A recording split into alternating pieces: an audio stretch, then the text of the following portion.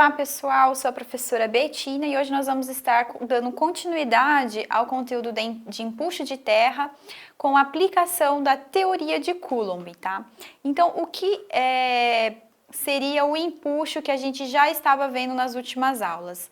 Então, é uma ação horizontal que ela produz uma pressão que age entre o solo e a estrutura. Então, essa resultante da distribuição de pressões que vai estar agindo na nossa estrutura de contenção. E ela depende, então, principalmente dessa interação que nós temos entre o solo e essa estrutura de contenção. E esse empuxo, né, essa pressão, ela acaba provocando, então, o deslocamento horizontal na estrutura, tá?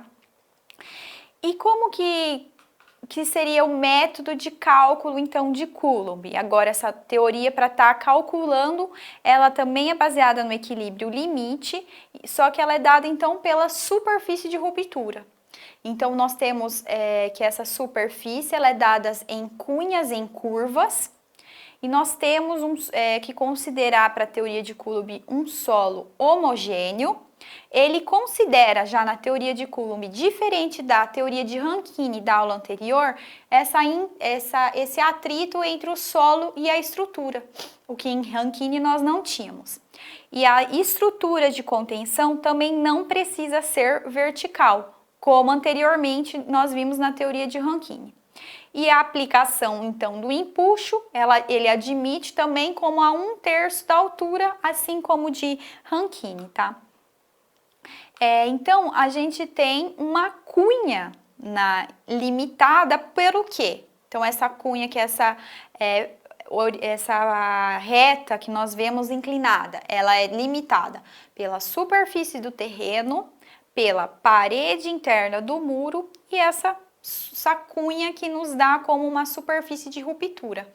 Então, pelas hipóteses de Coulomb, a gente tem uma superfície de escorregamento plana, então agindo nessa cunha, que passa pela base do muro. Então, esse ponto O que a gente vê é onde inicia a linha de ruptura, que vai estar deslizando e perdendo, então, essa resistência ao cisalhamento do solo, tá?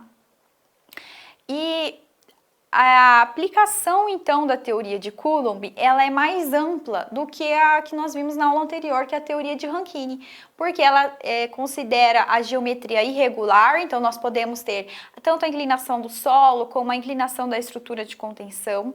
A gente considera essa resistência entre o solo e a estrutura. Nós consideramos a sobrecarga, também podemos considerar, assim como em Rankine. Também consideramos o lençol freático, que é a presença da água, e também essa teoria de Coulomb, ela é usada na análise de estabilidade de taludes, escavações, em barragens, muros de arrimos e aterros também. Então, lembrando que nós tínhamos 3 condições de movimento. Então, nós tínhamos no estado ativo, ao qual o solo tendia a empurrar a estrutura. Nós tínhamos o estado no repouso, em que a estrutura estava sem movimentação. E nós tínhamos o estado passivo também, que a estrutura tende a empurrar o solo para dentro. Então, no empuxo ativo, na teoria de Coulomb, quando a gente estiver considerando solos não coesivos, nós podemos, então, adotar da mesma forma que nós temos em Rankine, a mesma forma. Empuxo é igual a metade do peso específico do solo, a altura ao quadrado e o coeficiente de empuxo ativo. Só que aqui nós temos que modificar, então a gente vai ter um coeficiente de empuxo ativo exercendo em função de diferentes parâmetros que nós chamamos de Rankine, que a gente não tinha consideração do atrito solo-muro e a inclinação. Então aqui nós vamos considerar. Então nós temos na fórmula do Ka, olhando a fórmula do Ka, seno ao quadrado do alfa. Então, o que é o nosso alfa? É o ângulo de inclinação do Tardós, que ali representado na imagem é o que? A estrutura. Então, se ela tiver a 90 graus paralela, reta, então nós consideramos 90 graus, reta. Se ela tiver uma pequena inclinação, 100 graus, 110, se ela tiver para dentro, 80 graus. Então, é o nosso alfa. O que seria, então, o nosso beta? É a inclinação do terreno, ali representado para vocês na imagem. Então, se a gente tiver um terreno atrás da estrutura com a inclinação, nós temos que considerar esse ângulo. O delta é o ângulo de atrito solo-muro, então ali representado, nós temos entre a estrutura e o solo, agora a gente tem essa consideração dessa resistência, desse ângulo de atrito. E o ângulo de atrito interno do solo, que nós já vimos, então, substituindo esses valores no Ka, nós vamos ter o coeficiente de empuxo que vai estar sendo utilizado no cálculo. Conferindo agora por empuxo passivo, a mesma coisa, só que nós temos que considerar o Kp. Então, o coeficiente de empuxo passivo, a gente faz também essas substituições com os ângulos para estar achando o empuxo passivo. Vamos conferir então nesse slide agora um exemplo de aplicação. Então, nós vimos de Rankine na aula anterior e agora vamos ver sobre a teoria de Coulomb. Então, considerando um muro de arrimo de 6 metros de altura que esteja suportando um solo cujo peso específico é 18 kN por metro cúbico e esta areia apresente ângulo de atrito interno de 30 graus. Então, vamos listar esses 3 primeiros valores que o exercício nos deu. O que seria os 6 metros de altura? É o nosso H. Então, H é igual a 6 metros. O peso específico do solo. Então, o gama é igual a 18 kN por metro cúbico. E o ângulo de atrito interno do solo, 30 graus. Ok. Além disso, o plano de inclinação da contenção faz 90 graus. Então, o que é o plano de contenção? É o nosso alfa.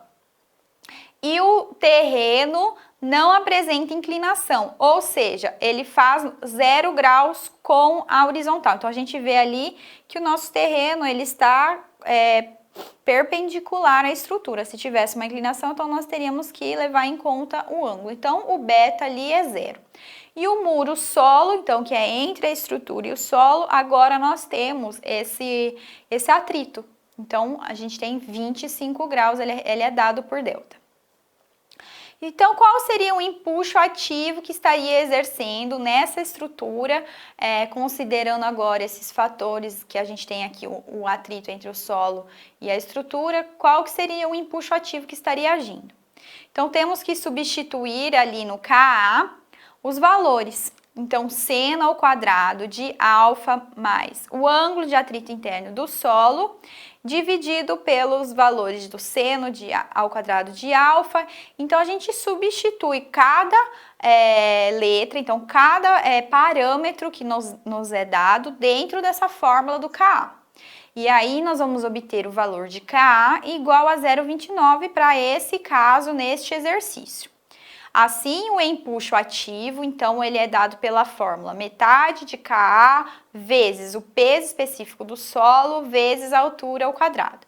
Então, o empuxo ativo, substituindo os nossos valores, temos metade do Ka, que foi 0,29, que nós já achamos, em função das condições e das propriedades desse tipo de solo, vezes 18, que é o gama, que é o peso específico do solo, vezes a altura ao quadrado. Temos, então, que o empuxo ativo é igual a 94 kN por metro. O ponto de aplicação, então, qual seria nesse caso de Coulomb? Ele também considera a 1/3 da altura da base inferior. Então, seria 1/3 vezes os 6 metros da altura do nosso muro. Então, está localizado a 2 metros da parte inferior, que seria, então, essa altura do ponto de aplicação do empuxo. Obrigada, pessoal. Então, nos vemos na próxima aula.